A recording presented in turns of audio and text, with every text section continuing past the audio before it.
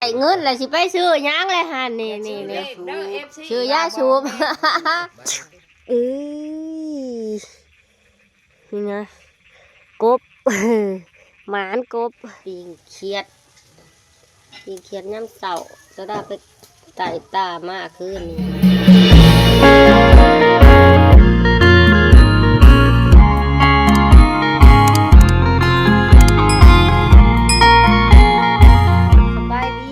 สบายดีตอนแรกมื้อนี้พ่อแม่พี่น้องนะพ่อกับเซาดาคือเก่าสองผู้ละดาสาวเล่านะเซาดาสิพามาเบิ่งว่าพอเฒ่าจ้อยเราเฮ็ดอีหยังตอนแรกมื้อนี้ทุกคนมื้อนี้พ้นตกแห้งเรากลับไปเก็บบักม่วงมาอะไรได้รอบหนึ่งนะมาเขาคั่วอีกจักเราเฮ็ดหยังกินเฮ็ดบ่ได้อยู่บ่ได้เช้าพอเฒ่าจ้อยเราดูบ่ได้ให้บ่ให้ฮักเราสิเฮ็ดจังได๋พี่น้องเลยบ่ให้เราเฮ็ดเราก็เฮ็ดเนาะมาเบิ่งแต่จ้อยถ้าเห็ดหยังนะสดากับมากับเห็ดเราเห็ดกินเห็ดอีหยังนี่ต้มหมูบ่โอ้ยเบิ่งแน่พี่น้องพอเราซอยต้มหมูป่าอะไรติเราแต่งกินแรงทุกคนสดาบทท่านได้เห็ดเราเห็ดพวกตะจอยความดูของเราเห็ดหันเห็ดนี่บ่เศร้าไปหาเยี่ยงเขียดทุกคนเลยมือนี้เพราะว่าพ้นตกแห้งเนาะจิไปเลาะเบิ่งเขียดแถวนี้เขียดแม่คายว่าเขาสิได้อยู่บ่ละนี่คือตาเขียดเห็นเลยนะไม่ใช่อะไรเต้นไปซ้ำนู้หน่อยเฮ็ดกดโจดอยู่ไปแล้วพวกตัวใหญ่ตุ๊บเกือบบ่ได้เฮ้ยได้ทุกคนเลยตัวบักใหญ่นะต้นเนาะไอ้แทะขี้อัดกันนะนี่ต้นว่าใหญ่ต้นนี่พออีกเลยทุกคนเกลียดหมูใหญ่ว่าสิได้มันอยู่บนนี้มันจิบเต้นไปก่อนวะเฮ้ย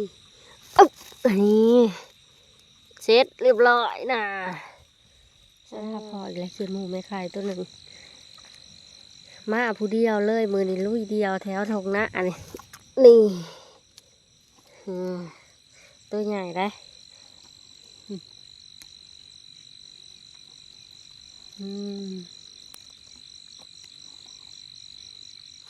ตัวนี้ก็เขียดโมตั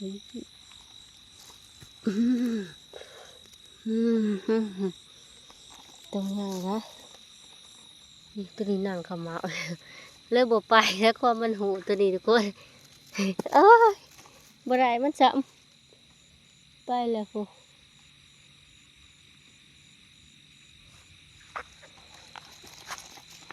น้ำเอาก็น้ำมานี่ได้คือเก่าน้ำมาเอานี่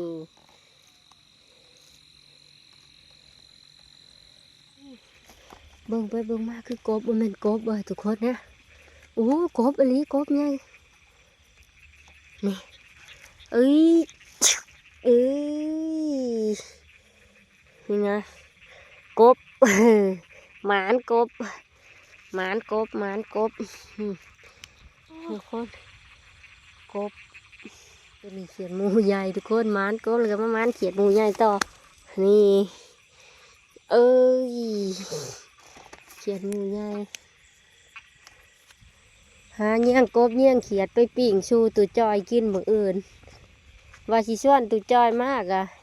อยากให้เล่าพักผ่อนยานเล่ามาบ่ไหว้สลากกับมาคนเดียวนี่ตัวหนึ่งนี่เรียบร้อยเนาะมันก็บริแค่พ่อสไลด์เนาะสลากก็จับเอาเลยตัวมุดลงน้ำเขียดกันเลยนี่ได้แล้วแดงทุกคนนี่โอ้โหอีหมักแดงเลยกระดาษละอีหมักแดง มีแต่มันหอกร้ายเลยอึ่งหมักแดดเนาะได้ยินแต่เสียงตอนนี้ตัวดากับมาหอดเทียงเลยนะทุกคนเมื่อเบิ่งเขียดโตพอย่างแล้วได้จักโต ได้อยู่6-7 โตพอใหญ่เลยได้น้อยกว่าห้าวนะว่าพอใหญ่เนี่ยเขาได้ร้ายกว่าเรากบห้าวก็ได้นะพอนี่มื้ออื่นสิปีกกิน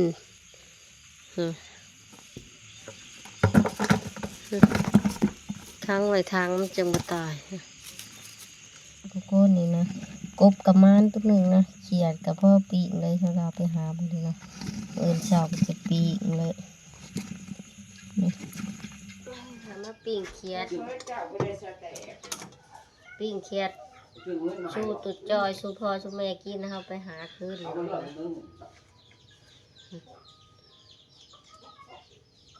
เอาเป็นชุดที่1กับชุดที่2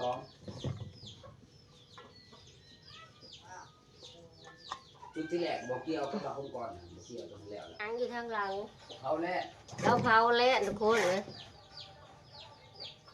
ความแรกกินเราทำกินเจ้าหน่อยมันมีผู้ซื้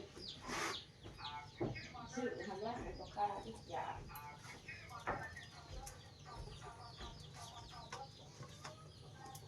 จับจะได้แน่น่าจะไล่ไปเลย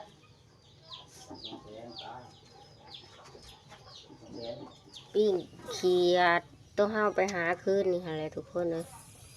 ก็ได้มาพ่อปิ้งเนาะปิ้งกินเช้าเนาะก็เข้าไปเนี้ยปิ้งเขียดน้ำเต่าจะได้ไปไต่ตามากคืนนี่ก็บริกินเนาะบริเอาไว้ปิ้งเนี่ยมือเสาเลยเนาะเห็นพอแล้วจมยาเลยแบบไป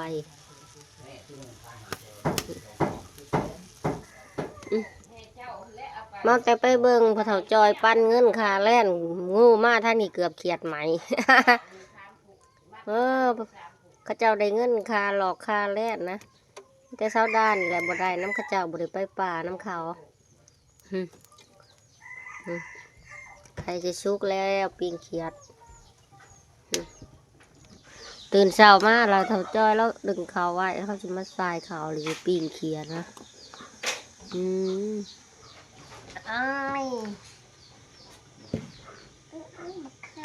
ใส่เขาปิ้งเขียดไม่ใครใช้หมาเจ้ามาสีดำฮะแม่อีดาแม่มาสีดำจ้ะโอ้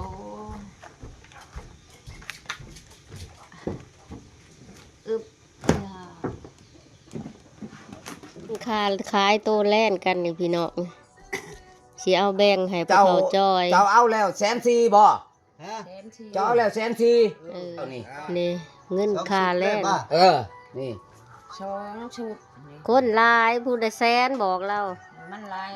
นี่เป็นกอง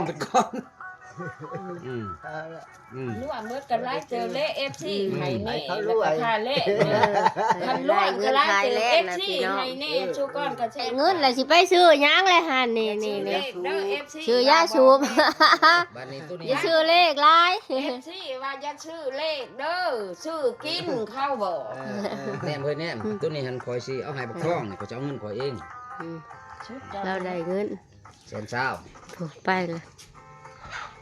ปิ้งเคียนเราก็ซุปเรียบร้อยแล้วปิ้งเคียนฮะสดากับชิมาขัวพัดเขาให้พวกเขาจ้อยต่อว่าเราอยากกินเขาหู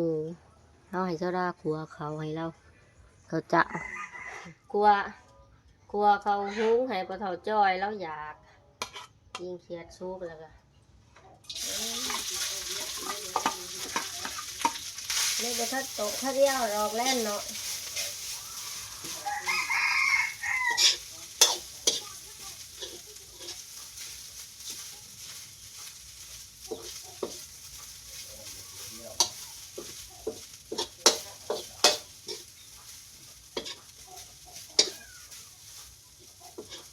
ยังก่อนเราว่าใส่แต่เป็นนัวก็น้ำปลาบ่แม่ โอ้ตูจ้อยนี่ก็อยากแปลกๆแล้วทุกคนใส่โซดาพัดเขาแต่ว่าใส่แต่น้ำมันกับน้ำปลากับเป็นนัวชูรสนั่นนะบ่ให้ใส่หยังนี่ว่าแล้วสิกินกับแกงเราย่อมาแล้วพาเขาเอาปีกเขียดออมแล่นมื้อนี่ก็ถ้าจ้อยก็กินเขาพัดมื้อในครัวเขาให้เรามาเด้อทุกคนกินข้าวเช้า ปิ้งเขียด พี่เกียรติน้ำมันชมออมและนี่เหมือนไอ้ครัวข้าวแซ่บวะ เขาเบิ่ง ถ้าเจ้ากินข้าวแน่กินข้าวเด้อ กินปีกเขียดไปเลาะคืนนี่ได้อยู่หน้าพี่จอกละลายเติบเขียด ไปตอนเด็กได้ เขาอยู่กินแล้ว มาจังไดแต่หัวเวท นั่นแต่ว่าคำมันบ่ได้ดอกอันนั้น มูเฮ็ดกินเผ็ดหลายผมบ่ไหวพวกเรามากินเผ็ดบ่ว่ามื้อเราจะบ่เกลียดเลย ผมเขาลูกกันทุกคน ตัวนี้ไข่แน่ เจ้าปิ้งเขียด อุ่น น้ำมันช มัน ม ท้องนั่นเบ้อ หลังจากที่ห้าวกินข้าวแล้วจะได้กับไปปลูกโก๊กหมกหุ่งนะทุกคนเนาะไปปลูกแก้มซ้าพอได้กินพ้นมันโตกแหละก็สิเอาเครื่องปลูกไปปลูกนะปลูกหมกหุ่งหมกเหี่ยวมาไปหุ่งเฮาก็งามนี่ว่าแม่เราไปปลูกน้ำแน่นะสุดาสิโลกไปปลูกอยู่ขั้นชานี่ ชวนคุณเด้อชวนกล้วยจ้ะลกใช้กระตาสิเบี้ยม่วงก็ได้พุดเอาเทิงขี้ดินก็เป็น เบี้ยหมกหุ่งชิคุดเห็นนะ ตาไปค่ะ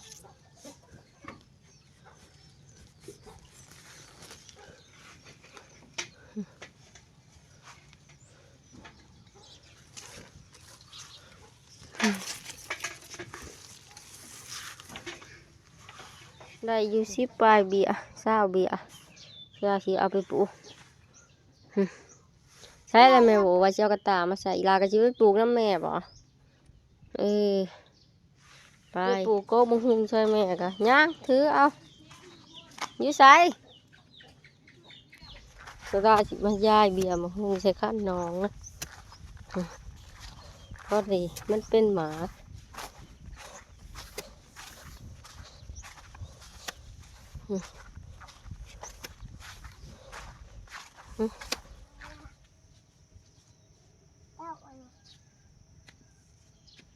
จะปลูกตายเด้อ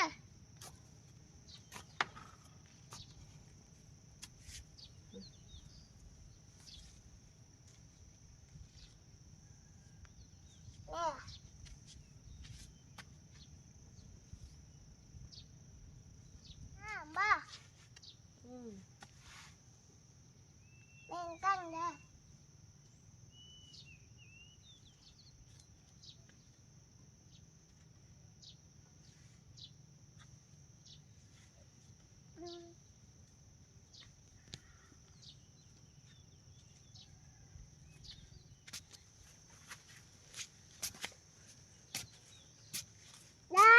อันเดียวเอาปะเอามา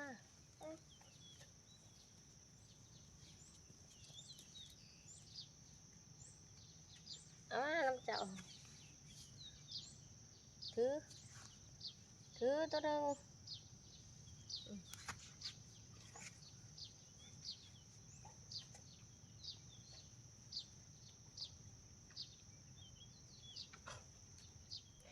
เรียบร้อยนะจะได้ปลูกหลายกกนี่เดี๋ยวขึ้นใหญ่พ่อได้กินนะยืนทาหันละตักเอาน้ำน้องไปฮดเบียร์บุกฮงกันอึบแ